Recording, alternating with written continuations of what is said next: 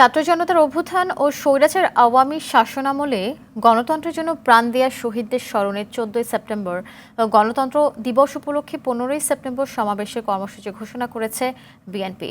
নয়াপল্টনে দলের কেন্দ্রীয় কার্যালয়ে এক যৌথ সভা শেষে সংবাদ সম্মেলনের কথা জানান স্মরণ সভা ও সমাবেশ বাস্তবায়ন কমিটির আহ্বায়ক বিএনপি স্থায়ী কমিটির সদস্য ডক্টর AZM জাহিদ হোসেন।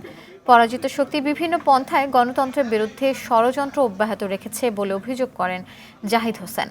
স্মরণসভা ও সমাবেশ সফল করতে দলীয় নেতাকর্মী সহ সব শ্রেণী পেশার মানুষকে কর্মসূচিতে অংশ নেওয়ার আহ্বান জানান বিএনপি নেতারা।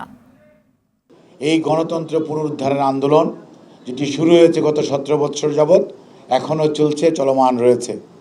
সেই গণতন্ত্র উদ্ধার করতে যে যারা শাহাদত বরণ করেছেন, যারা পঙ্গু, তো কেউ কেউ পঙ্গু হয়েছেন, কেউ অসহনীয় জীবনযাপন করছেন, অনেক ভাইকে আমরা হারিয়ে ফেলেছি। আমরা জানি না তারা জীবিত না মৃত। এই অবস্থায় দাঁড়িয়ে আমরা তাদেরকে স্মরণ করব ওই দিন কেন্দ্রীয় শহীদ মিনারে